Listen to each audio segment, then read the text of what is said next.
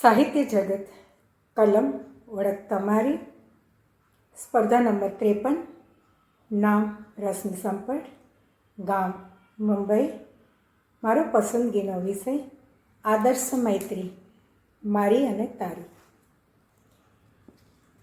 સખી તને આપણી નાનપણની એ વાતો યાદ છે? આપણે સરખી ઉંમરના હતા અને આપણા ઘર પણ બાજુમાં હોય અને મારું આંગણું મોટું હોય. તું મારી ઘરે રોજ રમવા આવતી. આપણે ઢીંગલી પોતી સાથે રમ્યા, ઘર પણ સાથે રમતા અને આપણને એક જ નિશાળમાં બેસાડ્યા.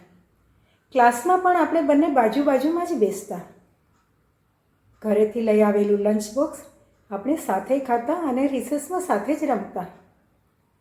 મને કવિતા ગાતા ન આવડતું. તું મને કવિતા ગાતા શીખવતી અને તને ગણિત ન ફાવતું એટલે હું તને દાખલા શીખવતી.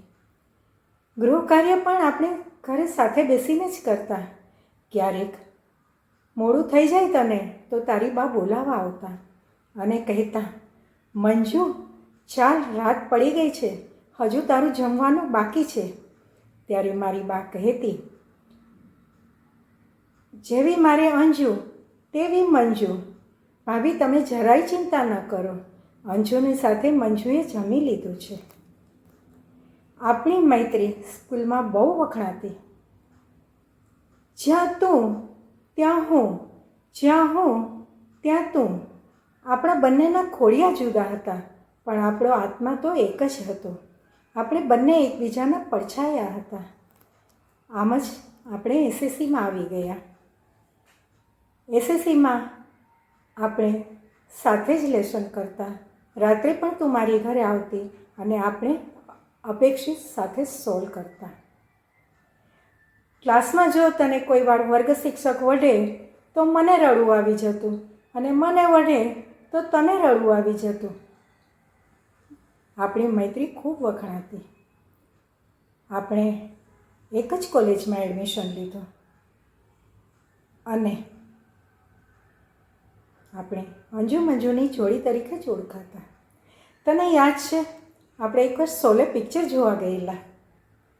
શોલે પિક્ચરમાં એક ગીત આવતું, ये दोस्ती हम नहीं तोड़ेंगे तोड़ेंगे दम मगर तेरा साथ ना छोड़ेंगे.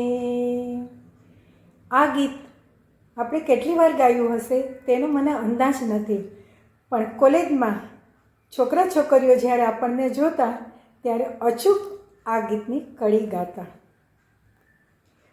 તને યાદ છે મને એકવાર ફ્લૂ થઈ ગયેલો. તું કોલેજ જ ન ગઈ, મારી પાસે જ બેસી રહેતી. મને મીઠાના પાણીના પોતા મૂકતી, મારી ખૂબ કાળજી રાખતી. મને નોકરી કરીને પગભર થવાની બહુ ઈચ્છા હતી. મને બરાબર યાદ છે તે મને ખૂબ મદદ કરેલી. અને સખી તને યાદ છે જ્યારે તારા લગ્નની વાત ચાલેલી ત્યારે તે ઘરમાં કહી દીધેલું, અંજુ જે છોકરાને જોઈને હા પાડશે હું ત્યાં જ લગ્ન કરીશ, અંજુ ના પાડશે તો હું નહીં કરું. આમ જ તે 2-3 છોકરાઓને રિજેક્ટ કરી દીધા. જ્યારે મને મનીષ કુમાર પસંદ પડ્યા ત્યારે તેમની સાથે લગ્ન કર્યા. કેટલો ભરોસો હતો તને આપણી મૈત્રી ઉપર. કેમ ન હોય? આપણી મૈત્રી નિર્મળ પ્રેમનો શુદ્ધ પવિત્ર ઝરણો હતી. જ્યારે રસ્તામાં કોઈ વાર સ્કૂલના વર્ગ શિક્ષક કે કોલેજના પ્રોફેસર મળે ત્યારે આપણી મૈત્રીને અચૂક યાદ કરે. તને યાદ છે આપણે 7મા ધોરણમાં હતા ત્યારે આપણને કવિતા આવતી હતી, પછી સાંભળીઓ બોલિયા તને સાંભળે રે, હાજી નાનપણાની પેર મને કેમ વિસરે રે. સખી તારી યાદ આવે ત્યારે મને આ કવિતા મનમાં ગુંજ્યા કરે. હું આજે પણ આપણી આદર્શ મૈત્રીની વાત મારા સંતાનોને ઘણીવાર સંભળાવું છું. અસ્તુ.